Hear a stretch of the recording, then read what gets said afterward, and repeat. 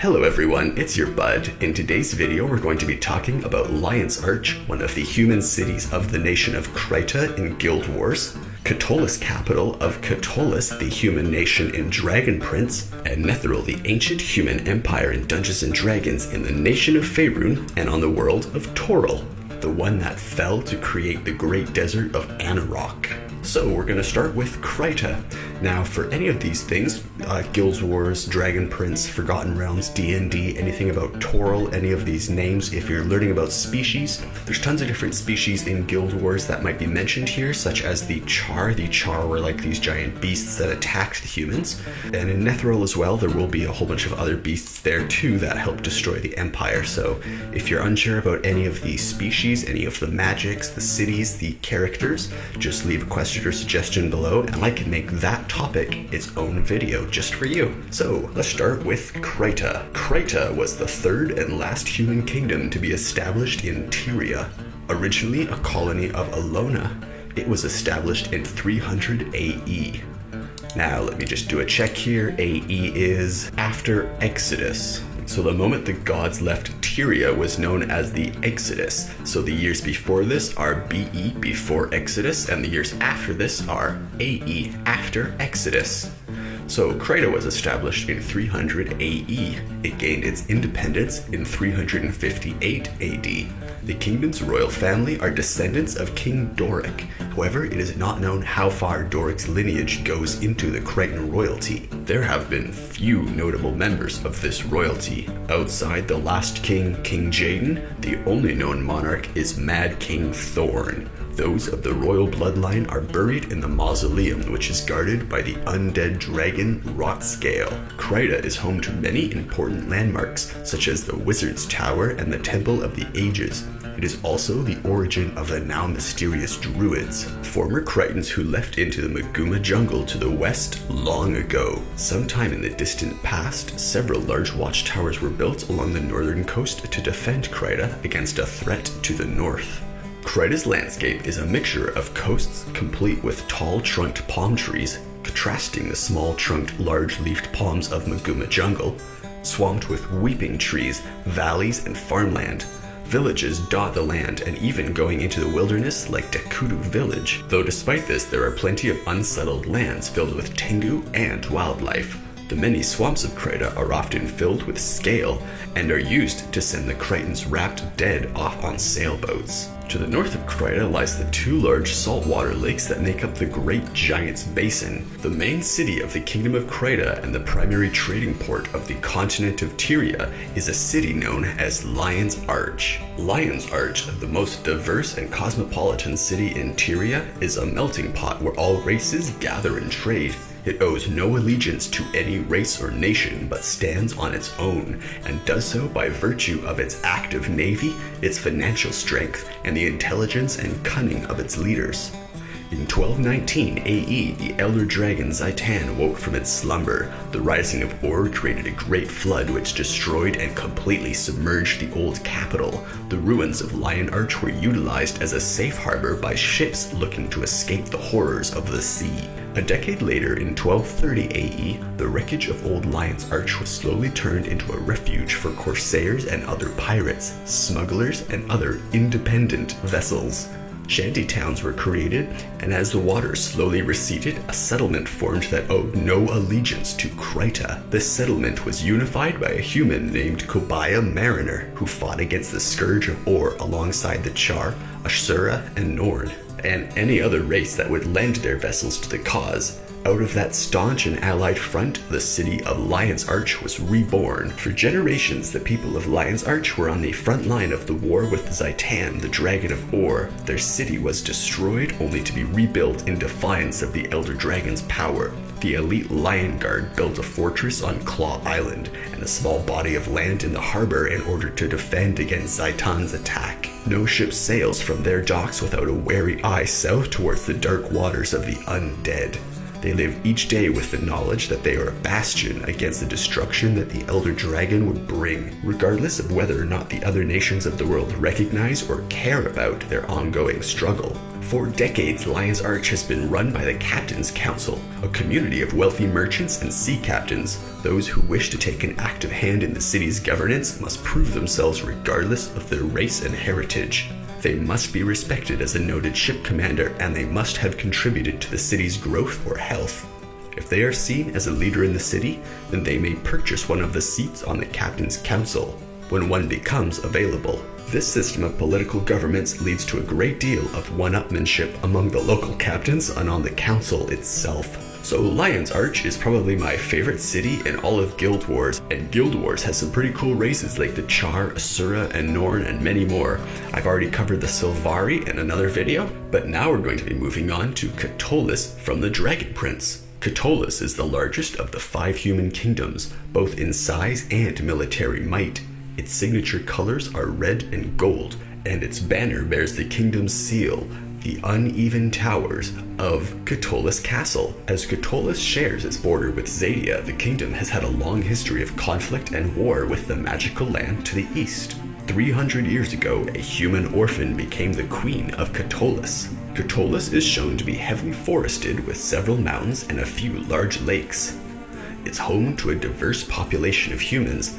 Elves are rarely seen, but seem to avoid the humans. The monarchs of Katolis wear a simple and asymmetrical golden circuit. Their military is the largest in all of the human kingdoms, and the soldiers within the military are comprised of both men and women, and Katolan soldiers don gray armor. The Standing Battalion is one of Katolis' most powerful armies. This battalion is stationed at an important fortress at the border and is on constant guard there. The Crown Guard is another elite group of knights that are tasked to protect the royal family of Katolis, the bodyguards of the royal family. Hence Crown Guard. Its rank took heavy losses when they tried to protect King Harrow from a group of Moonshadow elf assassins. Though the elves managed to slay the king, the knights were able to slay the elves and capture the leader. The tradition in Katolis is that after the death of the monarch, the crown is inherited by his or her eldest born child, regardless of gender.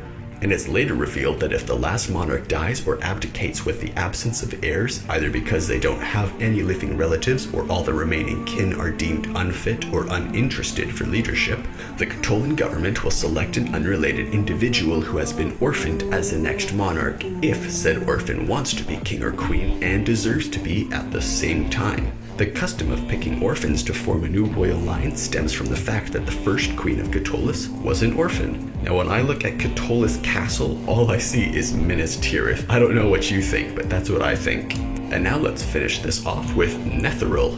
Netheril was an ancient magicratic human empire of Faerun, meaning that they were led by a council of mages, whose influence was felt across the realm for thousands of years.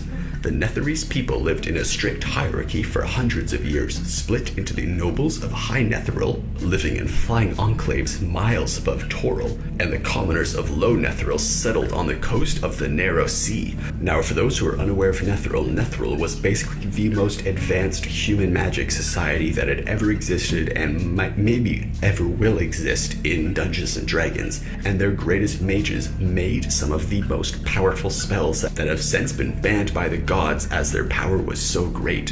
One of these spells was known as Proctiv's Move Mountain. Now, Proctiv's Move Mountain was the ability to slice the top of a mountain, then use powers to levitate the mountain, flip it upside down, and create a city or empire on top of it. Now, these were the flying enclaves that were miles above Toril, literally the tops of mountains flipped upside down and building cities on top of it. These were held up by mythals, and the so-called commoners were just the ones who did not have the power to achieve this insane height of magic. So even the commoners were so powerful when compared to the modern day Toril or Netheril. But the ancient Netherese empire was beyond anything that we'd seen before. The empire was the pinnacle of human civilization during the first of the age of humanity, and although they had humble roots as mere fishermen and farmers, the Netherese were introduced to the art by the elves and came to harness this arcane power in ways that would shape Toril for generations.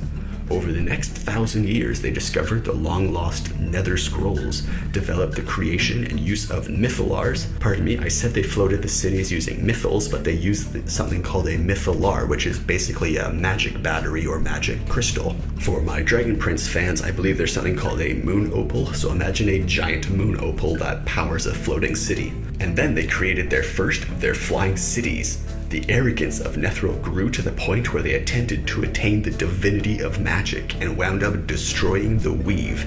The weave is the actual source of magic. Well, not necessarily the source, but like if all life is made of energy and all energy is connected, the thing that connects all energy and all magic in D&D is known as the weave. In the resulting maelstrom, the Faerunian pantheon was altered and most of the flying cities of Netheril came crashing to the earth. So what was this maelstrom? What was this thing that happened? Well, a certain Netherese mage attempted a spell to take on the powers of a god, but the god he chose was the god that controlled the weave itself. And when he tried to take on that power and was not able to, there was a temporary moment where magic ceased to function. And in that moment, all of High Netheril, all of the floating enclaves, fell down back to the ground. The mage that was attempting this spell was instantly turned to stone, and in that instant, so too was the future of Netheril set into stone. High Netheril was ruined in a matter of hours, while Low Netheril experienced a long, agonizing decline by the aberrant Faerun. Now the Faerun, I might be pronouncing that a bit wrong, the Faerun were like these worm things that, since Netheril was such a magically potent empire, and they just had so much magic that it was absurd, the Faerun lived in the Underdark, and they were right below. So they were right below Netheril, and they were just sapping magic. They were stealing it day by day, but since the Netherese had so much magic that it was absurd, they didn't notice that the Faerun were stealing the magic. Until after High Netheril fell, the Faerun were more just parasites upon the side of Netheril. But after High Netheril fell and Low Netheril was left defenseless against the Faerun, they drained magic and created a magic-absent zone known as the Anarok Desert. And though it is not entirely absent of magic, the Anarok Desert is one of the most hostile places in all of Toril. And it reminds me very much of the Black Desert, the desert with the black sand from Dragon Prince. I think that's where they got some of the inspiration for. Now, one single enclave, one single floating enclave, one single floating mountain upside down was transported to the Shadowfell, a dimension or plane where it remained for 1,700 years. So the world of D&D works where there are different planes, and each plane is an aspect. So you can have a plane of shadow, a plane of light, a plane of water, a plane of fire, and such. The Shadowfell is one of shadow and destruction and entropy. Upon their return to Toril in the late 14th century, the shadow-plagued Netherese people known as the Shadowvar revived the empire and enthralled the people of North Faerun for over 100 years. Now, the Shadowvar are pretty cool because they were the only High Netherese that survived the fall because they went into the Shadowfell. So they weren't actually affected when the magic disappeared because they were off in a different plane. Eventually, though, they sought to fuse the weave with the Shadowfell. The Shade Enclave was brought crashing down over the renewed realm of Myth-Draenor, and that's an entire different story. So Netheril was this really, really powerful mage empire that eventually fell and is now just the desert, the Anarok Desert. And I see a lot of similarities between Netheril, Katolis, and Kryta. So if you found this interesting, if you like this at all, then just let me know and I can talk about any of the different races, any of the different creatures, magic items if you want to know more. I do really like all of this. And if you want to know more about the Netheril Empire, I suggest either AJ Pickett or I believe it's Jordan, Jophordn. It's like Jordan, but the PH is silent. I think that's what his intro is or something like that. So there's some good Netheril Empire videos if you want, or if you want a specific thing covered, you can just ask for more and I will talk about it. Same goes with Kryta from Guild Wars, or anything else from the Dragon Prince. So what do you think about these? I think the arrogance of Netheril is the only thing that can send Katolis to its destruction, as long as Katolis remains pure to its roots and the ability of having an orphan as its next leader. As long as they remain true to that tradition, I think Katolis will remain free of the arrogance that Netheril achieved. But I also do really like the Kryta and Lion's Arch. That's right. I keep saying Kryta instead of Lion's Arch. Kryta is the nation, Lion's Arch is the city. but the city is really, really cool, like how it was destroyed basically, and then everyone seeking refuge took it up there. They're basically pirates and independent people, and now they're basically an independent city that is not loyal to Kryta. So the spirit of Lion's Arch reminds me a lot of the, I guess, swamp people. Let's see, Evanir. Yeah, so Evanir in Dragon Prince reminds me a lot of Lion's Arch, but I think Katolis does as well. So what do you think of all these? If you want to know anything more, just let me know. Leave this video a like if you want more of these topics of Guild Wars, Dragon Prince, or Forgotten Realms and D&D. A like shows me you're interested in more of this. Subscribe for daily videos. I make a new video every single day on this channel, and leave any questions or suggestions in the comments below. And I'll see you in tomorrow's video. Thanks for watching.